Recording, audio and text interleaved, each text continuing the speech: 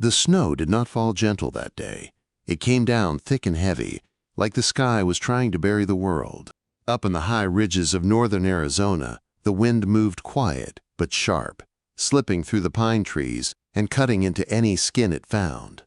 Arthur Morgan had lived alone in that basin for years, and he liked it that way. The woods kept him hidden, the silence kept him steady, so when he heard a strange crunch outside his cabin, his body tensed, like a man hearing a gun cock behind him. He stood near the woodpile with an axe in his hand, breathing slow. The sound came again, not like an animal running, not like a branch snapping. It was uneven, dragging, like something weak trying hard to move. Arthur's eyes scanned the white space between the trees. Out here, strangers did not just appear. Strangers meant trouble, or sorrow, or both. Then he saw her. A young woman stumbled out of the snow curtain, so thin she looked like the wind could break her in half. Her dark hair was long and wet with snow. Her dress was a brown prairie dress, torn at the hem and ripped at the sleeve. It was not warm enough for this cold, not even close. The worst part was her feet. She had no boots. She was barefoot in deep snow, and her steps were leaving little spots of blood. Arthur's first thought was a hard one. Bait. A trick. He had seen men do worse in the war, and he had heard stories of thieves using a helpless face to pull a man out of his home. His cabin was his only safe place. If he opened the door to the wrong person, he could end up dead with his own rifle stolen off the wall. But the girl did not move like a trick. She moved like someone already losing a fight. She reached the small open space near his porch and dropped to her knees, swaying like she might fall face first into the snow. Arthur did not step forward yet. He held the axe and watched her hands. No weapon, no bag, no coat, just shaking fingers and cracked lips. She lifted her head and looked straight at him. Her eyes were wide and dark, full of fear that did not feel acted. It felt old, like she had carried it a long time. "Please," she whispered. Her voice was dry and rough. "Let me in." Arthur's grip tightened on the axe handle. He did not answer. His mind raced through choices he did not want to make. He could shut the door and let the storm take her. By morning, she would be another quiet secret under the snow, and his life would stay the same. Then she tried to stand again and failed. Her body sagged, and a small sound came from her throat, like she was trying not to cry. "I can reward you," she said, and her teeth chattered so hard the words almost broke apart. She swallowed and forced out the next line, like it cost her pride and breath. "Please. I'll be your wife." The words hit Arthur in a place he kept locked. 8 years ago, his wife Sarah had died before she ever saw the cabin finished. Their little boy, Thomas, had not even made it through his second winter. After that, Arthur had stopped believing in warm endings. He built his life around distance, because distance hurt less. But watching this girl kneel in the snow, Arthur felt something stubborn rise inside him, a deep refusal to watch another life fade out right in front of him. He set the axe down against the porch post and stepped toward her. Up close, he could see how bad it was. Her cheeks were wind-burned, her lips were split, her hands were red and cracked, her bare feet were swollen, bleeding, and trembling. Frostbite was close, maybe already starting, and there was something else, a dark stain on her dress near her side, half hidden by the torn cloth. Arthur crouched. "Can you stand?" he asked, voice low. She tried to answer, but only shook her head once. Arthur slid one arm behind her back and the other under her knees. When he lifted her, he was shocked by how light she was. She felt like a bundle of sticks wrapped in cloth. She did not fight him. She only clung to his coat with weak hands, like she was afraid he might change his mind. He carried her inside and kicked the door shut with his boot. Warm air rushed over them. The fire in the hearth was still strong, and a pot of beans sat near the coals. Arthur set her down on the thick rug, close to the heat. Her whole body shook, not just from cold but from fear. He grabbed the thickest wool blanket he owned, one Sarah had sewn years ago, and wrapped it around her shoulders. The girl's eyes followed his every move, watching, waiting, measuring him. "Drink," Arthur said, and handed her a tin cup with warm water, salt, and a little honey. "Slow."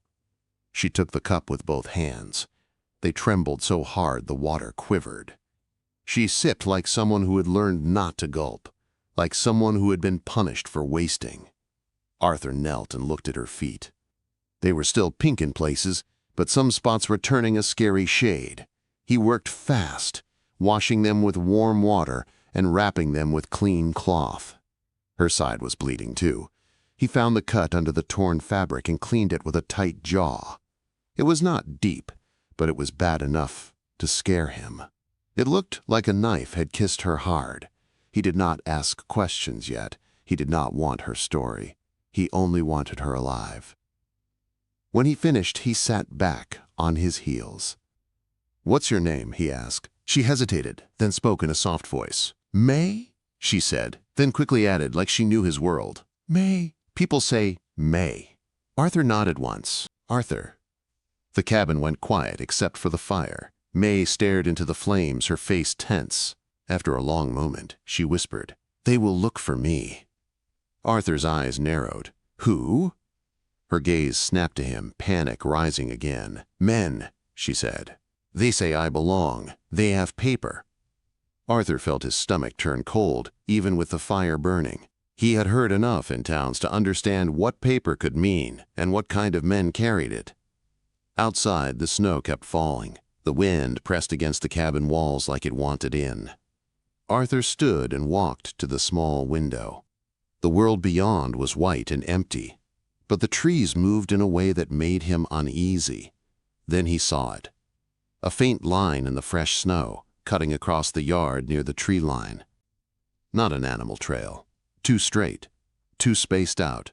Footprints. Arthur stayed still, eyes locked on them, while behind him May pulled the blanket tighter and whispered, almost too soft to hear, "They found me." Arthur kept his eyes on the window. The prints were fresh, sharp-edged, and too steady to be a lost traveler. Whoever made them knew where they were going.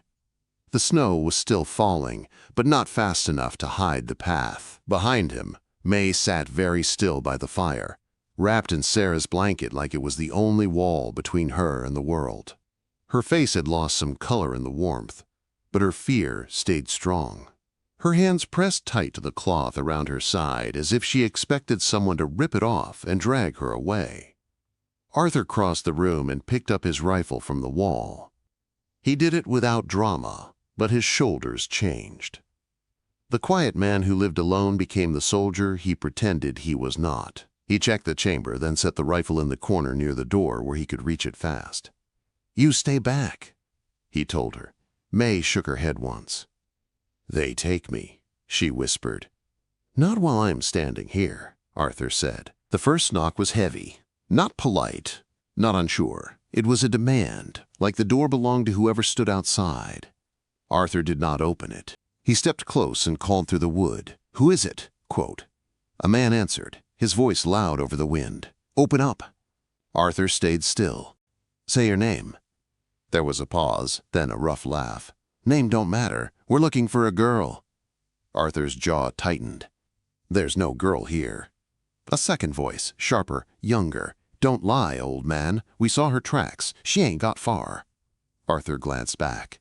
May's eyes were wide, shining with tears she would not let fall. She looked like she was trying to disappear into the blanket. Arthur spoke again, slow and firm. "You're on private land. Turn around." The first man hit the door with his fist again. "Open it, or we'll break it." Arthur lifted the rifle and clicked the hammer back, not to shoot, but to let the sound travel through the wood. The cabin went quiet after that. Even the wind seemed to hold its breath. He heard boots shifting, snow crunching close to the steps. Then a voice came again, calmer this time, like the man had decided to try a different kind of threat. "You got a problem, rancher," the man said. "That girl is under contract. She belongs to a man in town. We got papers to prove it. Arthur did not answer right away. He thought of the word belong and felt something hot rise in his chest. No person should ever be spoken of like livestock. What town? Arthur asked. Flagstaff, the man said. So don't play stupid. Open up and hand her over. We'll even pay you for the trouble. Arthur looked down at the rifle in his hands. He remembered the way his boy used to fall asleep on his chest, warm and trusting. He remembered the way Sarah looked at him when she was scared, like he could fix any storm. He could not fix the world, but he could fix what happened in this cabin today. She's not leaving, Arthur said. The younger voice snapped. Then you're stealing. Arthur leaned closer to the door. You don't know the meaning of that word. Another pause. Then the first man spoke again, colder now. You want to die for her? You don't even know her. Arthur's eyes slid to May. She was trying to sit up straighter, trying to be brave, but the pain in her face gave her away. She was holding herself together with willpower and fear.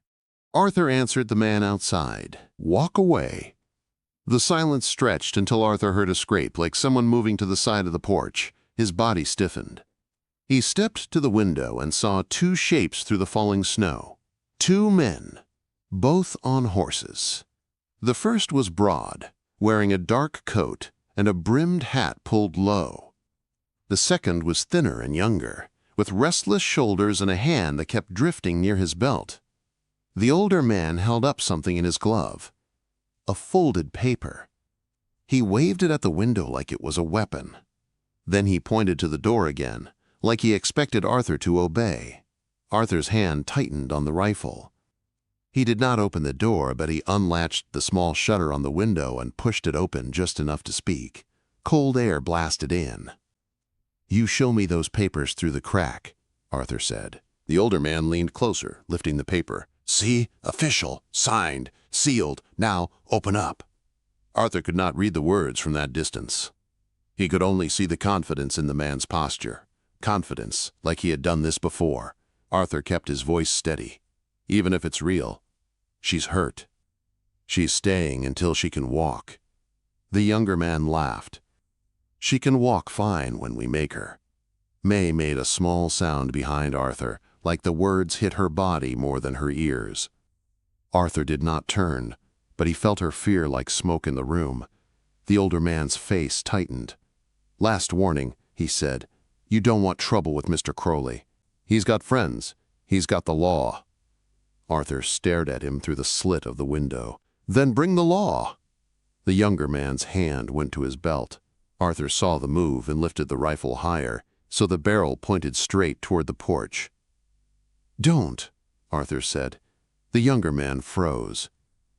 The older man raised one hand, steadying him without even looking. Then the older man smiled like a man who enjoyed fear. All right, he said. You want to do it the hard way. We'll be back. He turned his horse, slow and sure, like he had all the time in the world. The younger man followed, but not before spitting into the snow and looking straight at the cabin. Arthur watched them ride off until the trees swallowed them. Only then did he close the shutter and latch it tight. He stood in the middle of the cabin, listening to the wind and the pounding in his own chest. May's voice came small behind him. They come back with guns, she said. Arthur turned and saw her trying to stand. She made it halfway, then her knees buckled.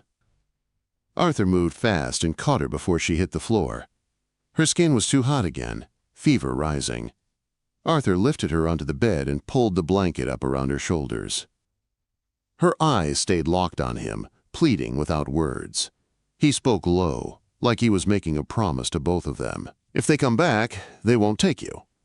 May swallowed hard. Why? She whispered. Why you do this? Quote.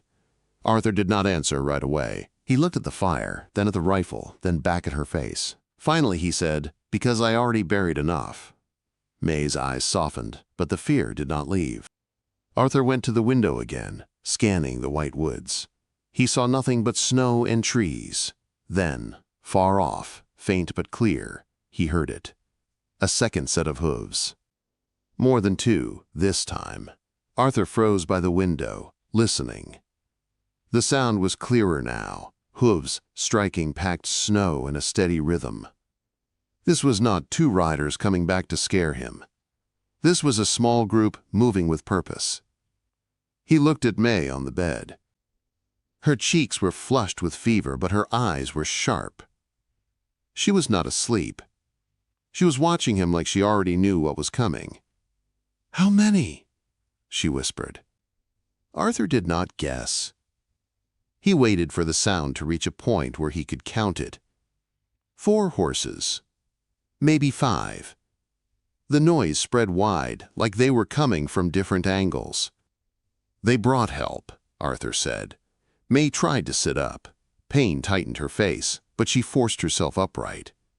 "They do not stop," she said. "They never stop." Arthur moved fast. He pulled his heavy table away from the wall and dragged it toward the door. Then he lifted the thick bench and shoved it under the door handle at an angle, bracing it. The cabin was small, but it was solid. Thick logs, 1 strong door, 2 windows. If a man held his ground, it could be defended. May's breathing sped up. "They break door," she said. "Not quick," Arthur answered. He went to the corner and pulled out an old trunk. Inside were things he hated to touch. A second revolver, extra cartridges, a worn blue coat from the war. He had not worn it in years. The cloth still carried the smell of smoke and cold nights. He put the coat on anyway. Then he looked down at May's feet, bandaged and swollen. He looked at the cut on her side. He knew she could not run. If he tried to carry her into the woods, he would leave tracks. They would follow. The snow would hide nothing when men were angry and sure of their prize.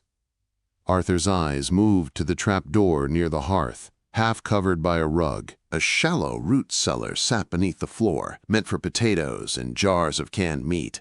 It was cramped and dark, but it was hidden. He crossed to May and crouched beside her. "I need you to do what I say," he told her. She swallowed hard. "Yes." He lifted her again, careful of her side, and carried her to the trap door. She made a small sound, but she did not fight him. He pulled the rug back, opened the wooden hatch, and a cold earth smell rose up. "It's dark down there," Arthur said. "You'll be safe if they get inside." May stared into the hole, then looked up at him. Fear filled her eyes, but something else lived there too. Trust, thin but real. He lowered her down slow, guiding her feet onto the dirt floor. She crouched, hugging the blanket tight around her shoulders. Arthur pulled a small lantern down with her, struck a match, and lit it. "Stay quiet," he said, "no matter what you hear." May's voice shook. "Arthur." He leaned down. "What?" "If you die," she whispered, "I die too." Arthur held her gaze for a long second. Then he nodded once. Firm. "Then I won't die." Quote. He closed the trap door and dragged the rug back over it. From above it looked like nothing, just a worn patch of wool by the hearth. The hooves reached the yard. Arthur moved to the window and peered out. 5 men this time. He could see their shapes through the snow, dark coats and hats, horses steaming in the cold. The older man from before was there, sitting tall like he owned the land. The younger man was there too, restless, eyes sharp. And with them was a third face Arthur did not like at all, a man with a clean coat and a badge on his chest. Arthur's stomach dropped. A badge should have meant law, safety, order. But out here, a badge could mean money bought someone's duty. The man with the badge rode close to the porch like he belonged there. Arthur stepped back from the window and lifted his rifle. He kept it low, not pointing yet, but ready. The knock came again, louder than before. The door shuddered in its frame. "This is Deputy Harris," the badge man called out. "Open the door." Arthur did not move the bench. "I don't know any Deputy Harris," he said. "You do now," the man replied. "We're here about stolen property." Arthur's eyes narrowed. "A person isn't property." A cold laugh came from the older man. "Careful, rancher, you're talking to the law." Arthur stepped closer to the door, keeping his voice steady. "If you're the law, you can come back with a warrant." Deputy Harris's tone sharpened. "Don't make this harder. Mr. Crowley has papers. The girl ran from her legal home, harboring her as a crime. Arthur pictured May's bare feet, the blood on snow, the cut on her side. He pictured a legal home that threw someone out into a blizzard to die. His hand tightened around the rifle stock. "She's hurt," Arthur said. "She's staying until she can walk." The younger man shouted, angry now, "She can walk when we drag her." Arthur's voice turned hard. "Try it." Silence fell. Arthur heard the horses snorting and shifting. The wind scraped at the cabin like nails. Then Deputy Harris spoke again, slower, like he was trying to sound reasonable. "Arthur Morgan," he said. Arthur stiffened. He had not told them his name. Deputy Harris continued, "I know who you are. I know you don't come into town. I know you keep to yourself. You don't want trouble with us. Open the door, hand her over, and we leave you alone." Arthur stared at the wood grain of the door, listening for any movement that might mean someone was circling to the back window. His mind worked fast. "How do you know my name?" Arthur asked. The older man answered instead. "We know a lot. We know you got no family here. No one who will miss you for a while." The words were soft, but they were a threat all the same. Arthur's throat went dry. He did not answer. He shifted his weight so he could see the window again. The men were spreading out. One moved toward the side of the cabin. Another went toward the barn. Deputy Harris stayed by the porch, making sure Arthur heard every word. "We can do this easy," Harris called, "or we can do it rough." Arthur lifted the rifle and spoke through the door. "You come inside. Somebody gets shot." For a moment, no one spoke. Then the older man's voice floated out, calm and cruel. "You're not that man anymore, Arthur. You're just a lonely rancher hiding in the woods. And you're going to lose." Arthur's jaw clenched. The man was right about one thing. Arthur did not want to shoot anyone. He had seen too much killing. He had spent years trying to bury that part of himself. But then he heard a muffled sound from beneath the floor. A small cough. May's fever had made her weak. She could not help it. Arthur's heart slammed hard in his chest. He prayed the men outside had not heard. Deputy Harris's head tilted slightly, like a dog catching a scent. "You got her in there," he said, more sure now. Arthur did not answer. The older man spoke to Harris. "Enough talking." Arthur heard a match strike outside. Then the smell hit him, even through the cracks of the door. Kerosene. Arthur rushed to the window and saw the younger man splashing liquid along the porch boards. Another man held a small torch made from cloth and a stick. Arthur's blood turned cold. They were going to burn him out. Arthur moved fast. He grabbed a bucket of water from near the stove and threw the door latch open just a crack, keeping his body behind it. Cold wind blasted in. The porch was right there, slick with kerosene. He saw Deputy Harris step back to make room. He saw the older man watching, smiling faintly like he enjoyed this. Arthur lifted the rifle and aimed it at the torch. "Drop it!" he shouted. The torchman froze, eyes wide. The younger man laughed and lifted his own pistol. Arthur did not blink. His voice came out low and deadly. "You light that porch and I shoot, not a warning." For a heartbeat, the world held still. Then the younger man raised his pistol higher, choosing violence. And from beneath the floor, May's voice rose up through the cracks, small but clear, carrying a truth that made Arthur's skin go tight. "Do not trust Badge," she cried. "He is Crowley's man." Arthur's eyes flicked to Deputy Harris. Harris smiled. Then the torch dropped toward the kerosene-soaked boards. The torch hit the porch boards, and fire jumped up fast, hungry and bright. The kerosene caught like it had been waiting. In one breath, orange flames licked along the wood, crawling toward the door. Arthur moved without thinking. He shoved the door open hard and threw the bucket of water straight onto the fire. Steam exploded into the cold air. The flames shrank, but they did not die. The kerosene kept feeding them, and the wind helped. A gunshot cracked the quiet. The bullet punched into the doorframe near Arthur's shoulder, sending wood chips into the air. Arthur slammed the door shut and leaned his weight into it, heart hammering. Another shot hit the wall, then another. each one meant to scare him into opening up. Outside, the older man shouted, "Light it again!" Arthur grabbed a second bucket, this one half full, and threw it onto the porch through a small gap as he pushed the door open just enough. He kept his rifle raised the whole time. He could not see much, only shapes and fire and snow. Then he saw Deputy Harris step forward, calm, as if this was all a game. Harris lifted his pistol and aimed at the cabin window. Arthur fired. He did not aim to kill. He aimed to stop. The shot struck the porch rail near Harris's hand, splintering wood. Harris jerked back with a curse. The men outside shouted and scrambled, suddenly reminded that Arthur was not just a lonely rancher. But the fire was still alive. The younger man rushed in with another torch, trying to slide it under the porch boards where the water could not reach. Arthur fired again, and the torch flew out of the man's grip, spinning into the snow. The younger man fell back, yelling more from shock than pain. Arthur grabbed his shovel from beside the door, yanked it free, and flung snow onto the porch through the crack. He threw it again and again, smothering the flames until the orange turned dull and then disappeared under white. For a short moment, the only sound was the wind and the hard breathing of men who were surprised their easy plan had failed. Then the older man laughed, low and ugly. "You got spirit," he called out. "That's fine. We can wait." Arthur's eyes went to the window. One of the men had moved toward the side of the cabin. Another was near the barn now.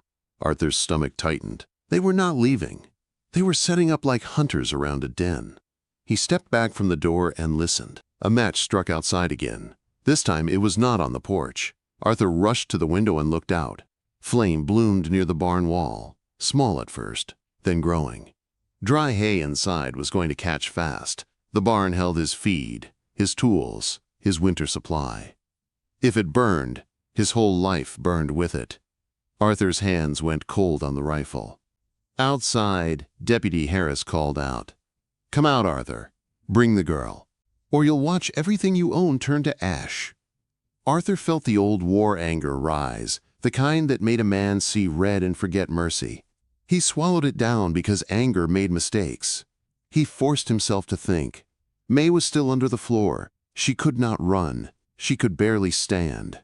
If the barn burned, the light would make the cabin easy to watch. If the cabin burned, May would die in the cellar, like an animal trapped in a hole. Arthur knelt by the hearth, peeled the rug back, and opened the trap door.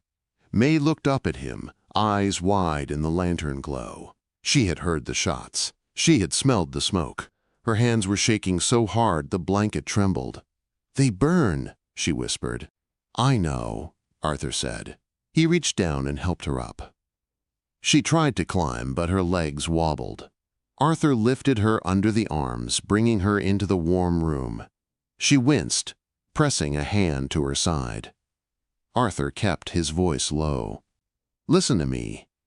Those men want you alive, not me. If they get inside, they'll take you, and then they'll decide what to do with me." May's lips parted, but she did not speak. Arthur moved to his trunk and pulled out thick wool socks, then his spare boots. They were too big for her, but big boots were better than bare feet. He slid the socks on her gently, then helped her push her feet into the boots. She trembled the whole time, tears slipping down her cheeks without sound. Outside, the barn fire snapped louder. Arthur's eyes darted to the back of the cabin where a small storage closet sat behind a hanging curtain. He pulled the curtain aside and opened the closet door. Inside, behind stacked crates, was a second wooden hatch in the floor. Years ago, after losing Sarah and Thomas, he had dug it by hand. Not for thieves, not for lawmen, for storms. For days when the world came down and a man needed a way out. That hatch led to a narrow crawl-space tunnel that ran under the cabin and opened 50 yards away behind a line of rocks near the creek bed. Arthur looked at May. "Can you crawl?" Her eyes flicked to the floor hatch, then to him. She nodded once, tight and frightened. Arthur pressed a revolver into her hands, handle first. "Do you know how to use it?" Quote. May stared at the gun like it was a snake. Then she swallowed and nodded again. "I see men use," she said. "I pray I never need." Arthur did not like giving her the weapon, but he liked the idea of her helpless even less. Another shot cracked outside. The bullet punched through the window, shattering glass onto the floor near the table. May flinched hard. Arthur grabbed a blanket and wrapped it tight around her shoulders, then took the lantern and led her to the closet. He pushed the crates aside and opened the hatch. Cold air rose up from below, smelling like earth and damp wood. Arthur crouched. "You go first," he told her. "Slow, quiet. If you feel pain, you stop and breathe, then keep going." May stared at him, her eyes shining. "You come?" Arthur nodded. "Right behind you." She lowered herself into the hatch and began to crawl, boots scraping softly on the wood. Arthur followed, closing the hatch above them. The tunnel was low and tight. Arthur had to pull himself forward with his elbows. May moved ahead of him, slow but steady, breathing sharp through her teeth. He could hear the barn burning behind them now, the roar muffled through dirt and logs. Halfway through the tunnel, May's body shook with a small sob. Arthur paused behind her. "Keep going," he whispered. "You're doing good." May nodded and crawled on. At the end of the tunnel, Arthur pushed up a hidden panel covered with brush and snow. He lifted it just enough to peek out. The world outside was brighter now, lit by the barn fire. Shadows of men moved across the yard. Arthur could hear them talking and laughing like they had already won. He helped May out first, keeping her low behind the rocks. She crouched and held the revolver close to her chest, eyes darting in fear. Arthur slid out after her and pulled the panel closed, covering their tracks with loose snow by hand. For a moment, they were hidden. Then May grabbed Arthur's sleeve, pointing with a shaking finger.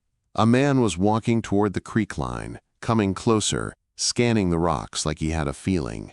Arthur held his breath. May held hers too. The man stopped just 20 yards away, and the older man's voice carried across the yard, loud and pleased. "Let it burn," he called. "When he runs out, we take what's left." Quote. Arthur looked back toward the cabin. His home was still standing, but the barn fire was growing, and the heat was feeding the night sky. May's voice came out like a whisper made of steel and fear. "If they catch us," she said, "they do not just take me, they kill you." Arthur tightened his grip on the rifle. He watched the man by the creek step closer to the rocks. One more step, and he would see them. The man by the creek took another step toward the rocks, his boots crunching loud in the snow crust. Firelight from the burning barn made his shadow stretch long across the white ground. Arthur held his breath until his lungs hurt. May's fingers clamped around the revolver so tight her knuckles went pale. Arthur knew one thing for sure. If that man saw them, the others would be on them in seconds. May could not run. Arthur could not carry her far in the snow. The creek and the rocks were their only cover, and it was running out. Arthur eased the rifle down and reached for a stone near his knee. He kept his movements slow, careful. The man's head turned left and right as he scanned the creek line. He was not calm. He was hunting. But he was also nervous, like he did not want to be the first one to get shot. The man stopped only a few steps away from the rocks and lifted his lantern higher. The yellow light swept over the brush.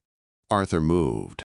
He rose fast, silent for one heartbeat, then grabbed the man's coat and yanked him behind the rocks. The lantern fell and hissed in the snow.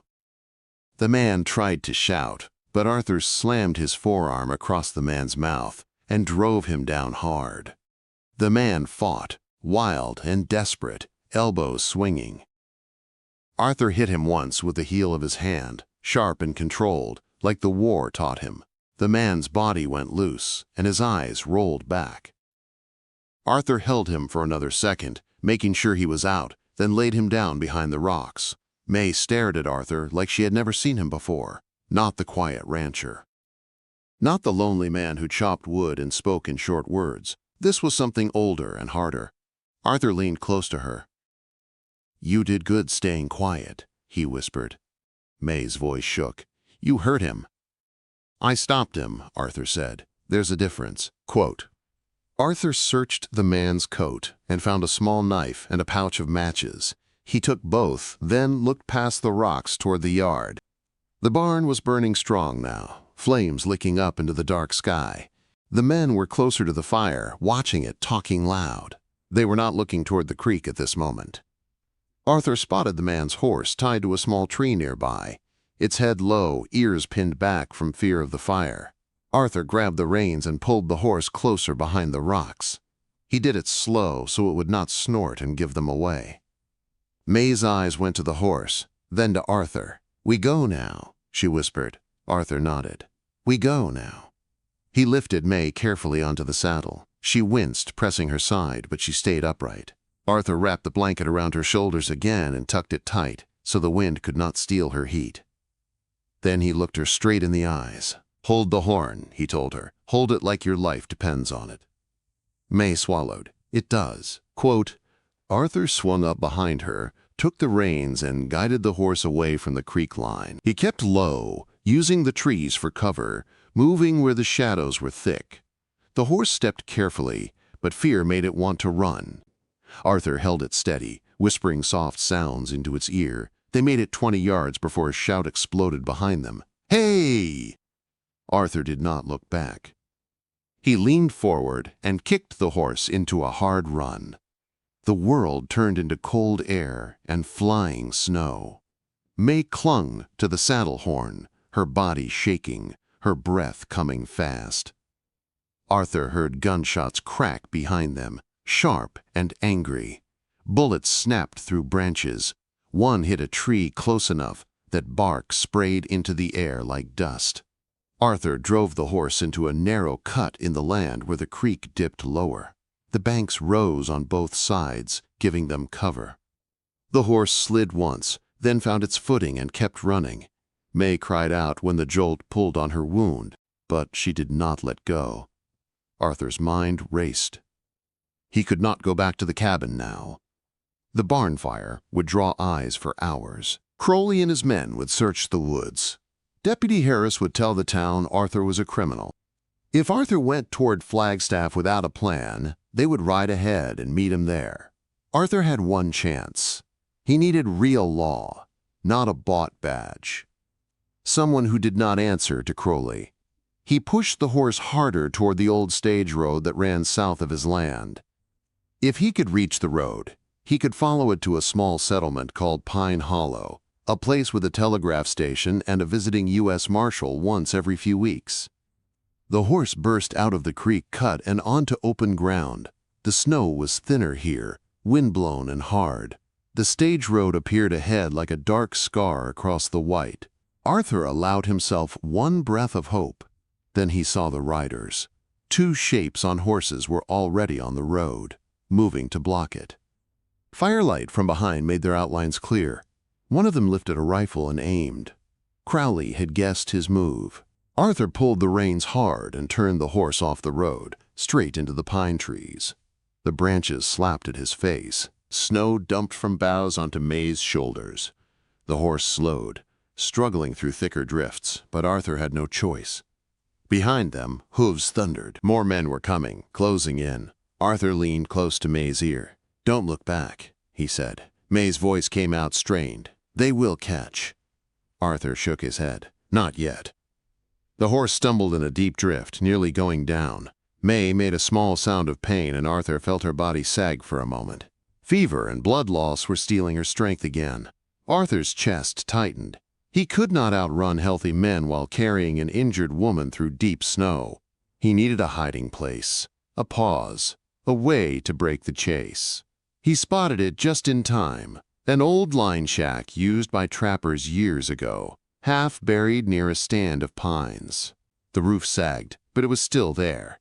Arthur guided the horse behind it, then helped May down, her feet hitting snow and wobbling. May nearly fell, but Arthur caught her. They slipped into the shack. Inside, it smelled of old smoke and damp wood. A broken stool sat in the corner. A rusted stove leaned against the wall. There was no firewood, no food, but there was one thing they needed most. Cover. Arthur pressed his ear to a crack in the wall. The chase sounds moved closer, then drifted wider as the riders spread out. Crowley was searching like a man who had done this before. Arthur turned to May. Her face was pale again, her lips shaking. She held his revolver with both hands, but her arms were tired. Arthur crouched in front of her. "Listen," he said. "I'm going to draw them away." May's eyes widened. "No. If they stay on us, we both die," Arthur said. "If they chase me, you have a chance." May's breathing turned sharp, angry, and afraid at the same time. "They take me if you go." Arthur reached into his coat and pulled out something he had not touched in years, a small silver locket, Sarah's. Inside was a tiny, faded picture of her and the baby. He put it in May's palm and closed her fingers around it. "If I don't come back," he said, "you take that to Pine Hollow. You find Reverend Eli Turner at the chapel. You tell him Arthur Morgan sent you. You show him this. He will help you. He will send for the U.S. Marshal." May stared at the locket like it was a living thing. Tears filled her eyes, but she did not let them fall. "You come back," she said, voice breaking. Arthur held her gaze. "I will try." Outside, a voice cut through the trees, loud and close. "Arthur, you can't hide forever." Crowley. Arthur lifted the rifle and checked the last of his cartridges. Then he kissed May's forehead, quick and gentle, like a promise he could not fully trust. He slipped out the back of the shack into the trees. May stayed inside, clutching the locket and the revolver, listening to the snow and the footsteps and the hunting voices. And then she heard Arthur shout from somewhere in the woods, far enough to pull them away. "Over here!" The riders turned toward his voice like wolves catching scent. For a moment, May believed it worked. Then the shack door creaked. A shadow filled the gap. And Deputy Harris stepped inside, smiling like a man who had never lost control in his life. Deputy Harris stepped into the line shack like he owned the air inside it. Snow clung to his coat. Firelight from the distant barn made his badge flash in the dark. He looked at May and smiled, slow and sure, like her fear was something he enjoyed. May backed up until her shoulder touched the rough wall. Her fingers wrapped around the revolver Arthur had given her. The metal felt too heavy. Her hands shook, but she kept the barrel pointed at Harris's chest. Harris lifted both palms, pretending to be calm. "Easy now," he said. "You don't want to make this worse." "You are not law," May said. Her voice was quiet, but it did not break. Harris chuckled. "I'm more law than you'll ever be." He took one slow step closer. "Arthur ran off. He can't save you. He can't even save his own place." May's throat tightened, but she did not look away. She remembered Arthur's words in the tunnel. Slow, quiet, breathe. She forced air into her lungs and held the gun steady. "Stop," she said. Harris kept coming. "Give me that," he said, and reached out with a fast hand. The gun fired. The sound filled the shack like thunder. The shot hit Harris in the shoulder. He screamed and stumbled back, slamming into the wall. His face twisted from surprise to rage. He clutched the wound, blood spreading dark across his coat. May did not wait to see what he would do next. She shoved the shack door open and stumbled into the snow. The wind hit her like a slap.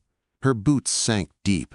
Pain flared in her side, and her legs tried to fold, but fear held her up. Behind her, Harris roared, "Get back here!" May forced herself forward, one step at a time, then another, dragging the blanket behind her like a tail. She did not know where Arthur had gone. She did not know where Crowley's men were. She only knew she had to reach the stage road, because Arthur had named it like it was a lifeline. A gunshot cracked behind her. Snow kicked up near her feet. May cried out and stumbled, then caught herself. She kept moving, breath burning, eyes watering from cold and smoke. The barn fire lit the sky behind the trees, making the night look angry and bright. She reached the edge of the pines and saw the dark line of the stage road ahead. It felt far, but it was real. She stepped out of the trees and onto the hard-packed track, then lifted her arm and waved, even though no one was there yet. Her strength ran out all at once. her knees buckled. She fell to the road and curled around the blanket, the revolver still in her hand. The last thing she saw was a pair of lantern lights swaying in the dark, coming closer. A stagecoach rolled out of the snow, wheels groaning, horses steaming. The driver pulled up hard when he saw her shape in the road. He jumped down, boots thudding, and crouched beside her. "Ma'am," he said, voice tight with alarm. "Hey, can you hear me?" May forced her eyes open. The man's face was weathered, but his eyes were kind. He looked like someone who had seen trouble and did not run from it. "Help," May whispered and tried to lift the locket, but her hand shook too much. The driver saw the gun and raised his hands for a second, careful. "All right," he said. "I ain't here to hurt you. Name's Caleb Ford. I'm taking mail to Pine Hollow." At the name Pine Hollow, May tried to sit up. Pain snapped through her side. She made a small sound and pressed her hand to the wound. Caleb's eyes narrowed as he saw the blood. "Lord," he muttered. He pulled his coat off and wrapped it around her shoulders. "You're coming with me." May grabbed his sleeve with weak fingers. "Men," she said. "Badge, paper, they take." Caleb looked back toward the glow in the trees. His jaw tightened. "Get up in that coach," he said. "Now." He lifted her like she weighed nothing and placed her inside the coach, then climbed up and snapped the reins. The horses lunged forward, and the coach creaked into motion. May lay on the seat, clutching the locket and trying to stay awake. Caleb drove hard through the night, and when the first gray light of morning touched the snow, the coach rolled into Pine Hollow. It was a small place, a few buildings clustered near a telegraph post and a chapel. Smoke rose from chimneys. People turned to stare as Caleb pulled up outside the general store and shouted for help. Within minutes, 2 men ran out, then a woman with a shawl. May could not understand every word, but she understood the worry in their voices. She was carried inside where it was warm. Then she heard a deeper voice, firm and steady. "What's going on here?" A tall man stepped in, wearing a long coat and a serious face. A star badge sat on his chest, but it looked different than Harris's. It was worn, real, not shining like a prop. Caleb spoke fast. "Found her on the stage road. Bleeding," says men with a badge tried to take her. "There's a fire out past the ridge." The man with the star stepped closer. "I'm U.S. Marshal Daniel Rourke," he said. "Miss, can you tell me your name?" May's lips trembled. She forced the words out. "May." Marshal Rourke looked at her hands. He saw the locket. "What's that?" May opened it and held it up, showing the faded picture. Her voice cracked. "Arthur Morgan sent me. Reverend Eli Turner."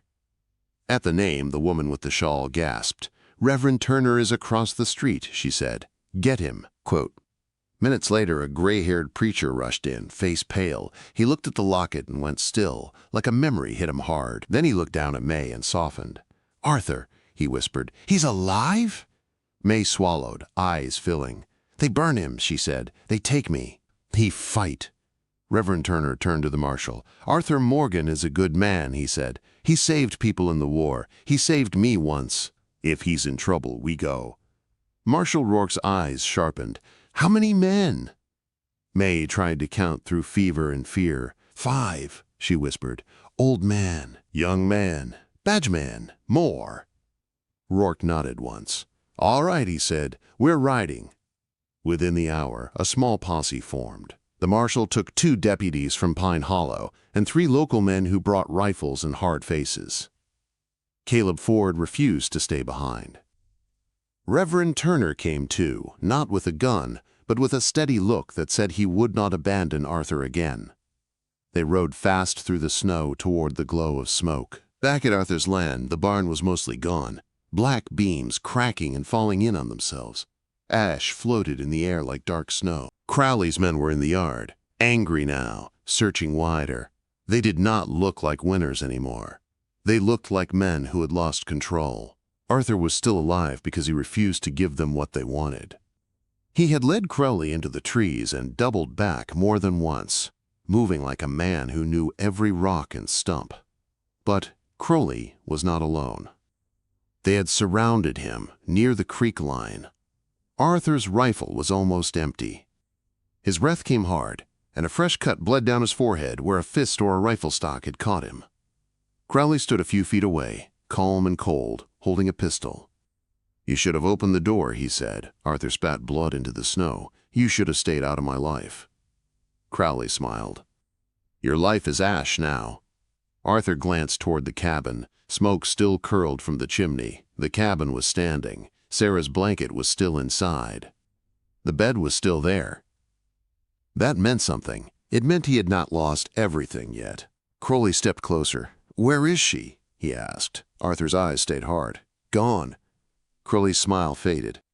"Then I'll take what I can," he said, and raised the pistol. Before he could fire, a shout rang out from the ridge. "Drop your weapons!" Crowley snapped his head around. Horses burst into the yard. A line of men rode in with rifles aimed.